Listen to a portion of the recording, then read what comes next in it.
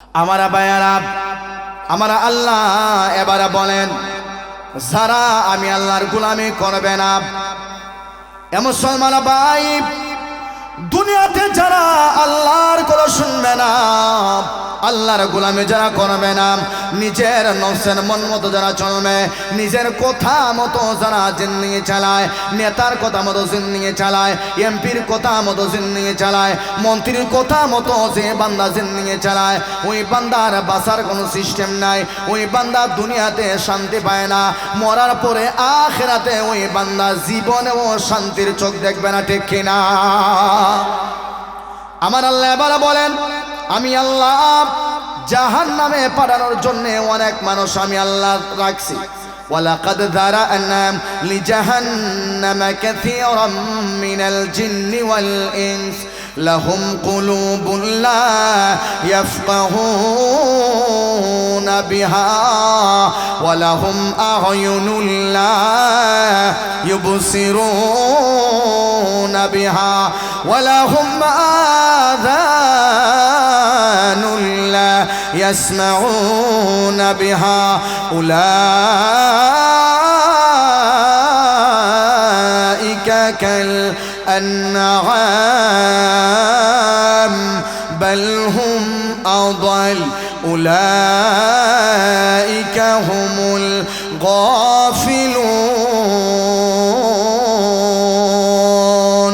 আমার আল্লাহ এবার বলেন, এ বান্দা ভালো করে শুনবা, আমি আল্লাহ অনেক জিন এবং মানুষকে আমি আল্লাহ জাহান্নামে জ্বালানোর জন্য আমি আল্লাহ সৃষ্টি করেছি। না আউযুবিল্লাহ, যায় না? ওয়ালাকাদ যারানা লিজাহান্নামা কাসীরাম মিনাল জিন্নি ওয়াল ইনস, জাহান্নামে জ্বালাইবার লাগিয়া আল্লাহ অনেক মানুষও রাখছে, অনেক জিনও রাখছে, আছে না নাই? কাজে জাহান্নামে খেয়ে জ্বলবো যে এক নাম্বার যে হারাম খাবে। কত জোরে বলেন, ঠিক না বেঠিক? কত জোরে হয় না? এখানে ভাই আপনি বলুন না, শেষ নেই আপনাকে। জাহান্নামে কে জ্বলবে? যে এক নাম্বার হারাম খাবে। বলেন তো ভাই, যার শরীরের গোশত হারাম, যার শরীরে ব্লাড হারাম, সে কি জান্নাতে যেতে পারবো না? কথা হয় না আপনারা? এখানে একটা আওয়াজ দেয়া হইলেন, যার শরীরের রক্ত হারাম, যার শরীরের গোশত পর্যন্ত হারাম, সে জান্নাতে যাইতে পারবে, কারণ তার উপযুক্ত জায়গা হলো জাহান্নাম। কথা জোরে বলেন, ঠিক আছে? ঠিক। তার উপযুক্ত জায়গা কোথায়? জাহান্নাম। কাজেই যে হারাম খাবে, হারাম উপার্জন করবে, ওই বান্দা জান্নাতের চোখ দেখতে পারবে না, কারণ সে হারাম খাইতেছে। হারাম খাওয়ার মাধ্যমে তার শরীরে গোশত গজাইতেছে, হারাম খাওয়ার মাধ্যমে তার শরীরে ব্লাড তৈরি হইতেছে। এই নাপাক ব্লাড পবিত্র স্থানে ঢুকতে পারে না। আল্লাহ বলতেছেন, তো জান্নাতে জাহান্নামে কাদেরকে আমি আল্লাহ জ্বালাইবো, ওই তিনটা কোয়ালিটির কথা বলেই আমি আমার আলোচনা শেষ করব ইনশাআল্লাহ। আল্লাহ বলতেছেন, ওয়ালাকাদ যারানা লিজাহান্নামা কাসীরাম মিনাল জিন্নি ওয়াল ইনস। এ মুসলমান ভাই, আমার আল্লাহ বললেন, এ বান্দা, আমি আল্লাহ জাহান্নামে জ্বালানোর জন্য অনেক জিন এবং ইনসানকে আমি আল্লাহ রাখলাম।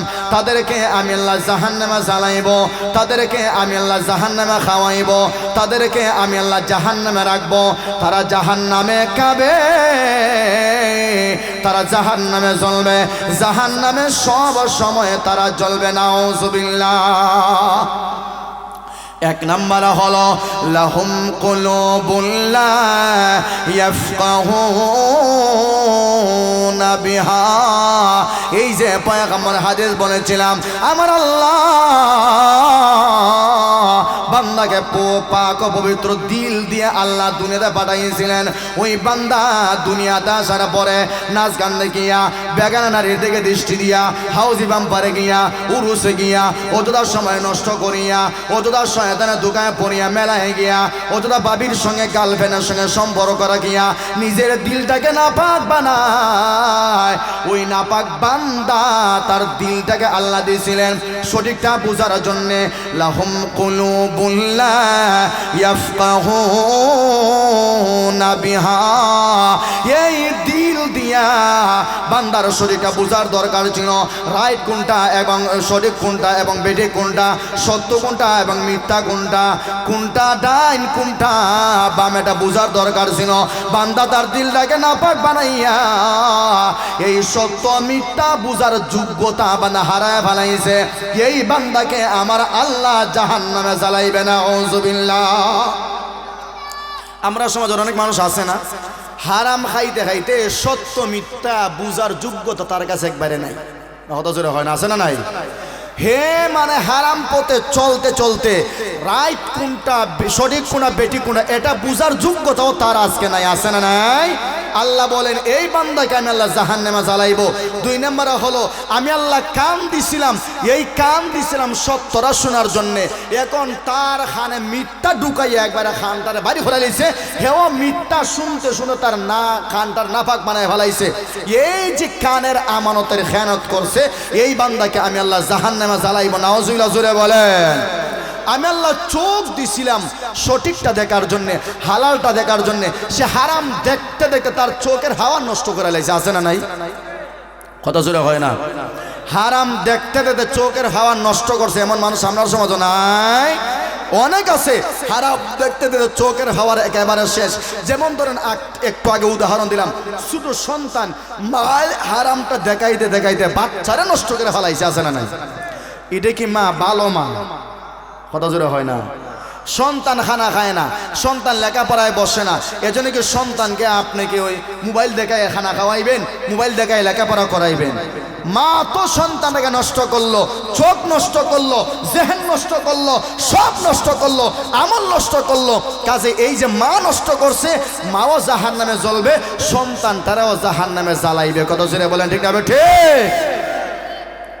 কাজে আমাদের সমাজে অনেক আছে বর্তমানে ভাই মোবাইল ছাড়া আমরা আর চলে না, হাতও চলে না, ভাবও চলে না। আমি নিজে নিজে পরীক্ষা করে দেখে লাইছি, যার কাছে মোটামুটি একটা টাচ মোবাইল আছে সে আর টাচ মোবাইল যদি এমবি না হয়, যদি ওয়াইফাই না থাকে, তাহলে তার জীবন একেবারে ধ্বংস। কথা জোরে হয় না? ঠিক না ভাই? ঠিক। যদি এমবি না থাকে বা ওয়াইফাই না থাকে, তাহলে টাচ মোবাইল তাকার থাকে না থাকা বালা, ওই বটো মোবাইলই বালা। কথা জোরে হয় না? একটু জোরে বলেন। কিন্তু টাচ মোবাইল যদি তার হাতে থাকে 24 ঘন্টার মধ্যে দেখবেন, 1 ঘন্টা 24 ঘন্টা বাদ দিয়ে দেন, 1 ঘন্টার মধ্যে প্রায় 55 মিনিট সময় সে টিফানির মধ্যে থাকে। 1 ঘন্টার সময় যদি তারা দেন, এর মধ্যে 55 মিনিট সময় টিফানির মধ্যে থাকে, আছে না নাই? কথা জোরে বলেন, আছে না নাই? আছে। কাজেই যেই যুবক তার 24 ঘন্টার সময়ের মধ্যে প্রায় 18 ঘন্টা, প্রায় 16 ঘন্টার সময় এই মোবাইল টিফাইনের মধ্যে ব্যয় করতে পারে, ওই যুবকের দ্বারা ভবিষ্যতে উন্নতি হবে দেশের, এটা আশা করা যায়। নিজের তো বাদই দিয়ে দিলাম, নিজের তো আশা করা যায় না, দেশের উন্নতি হবে জীবনও আশা করা যায় না। এই আল্লাহ বলতেছেন, এই যার কাছে দিলের কোনো গুরুত্ব নাই, যার কাছে তার কানের কোনো গুরুত্ব নাই, যার কাছে তার চোখের কোনো গুরুত্ব নাই, এদেরকে আল্লাহ প্রমাণ দিয়ে বলতেছেন, উলাইকা কাল আনআম বাল হুম আদাল উলাইকা হুমুল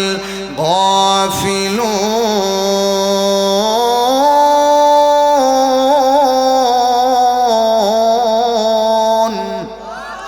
আমার আল্লাহ বলেন, যে বান্দাকে আমি আল্লাহ দিল দিয়েছিলাম, দিলের আমানতের খেয়ানত করেছে, যেই বান্দাকে আমি আল্লাহ চোখ দিয়েছিলাম, ওই চোখের আমানতের খেয়ানত করলো। যে বান্দাকে আমি আল্লাহ কান দিয়েছিলাম, কানও আমার আল্লাহ আমাকে আমানত দিয়ে দিয়েছেন, ওই বান্দা আমানতের খেয়ানত করলো। আমার আল্লাহ বলে, বান্দা শোনো,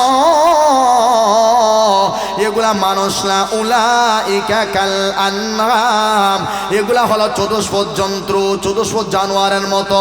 বাল হুম আদাল, আল্লাহ বলেন না, চতুষ্পদ জানোয়ার তো মানুষের কথা শুনে। একটা গরু যদি অন্য কারো খেতে মুখ দেয়, মালিকে যদি গিয়া বলে এটা আমার খেত না, সইরে আয়, কুকুর সইরে আয় এবং গরুও সইরে আয়।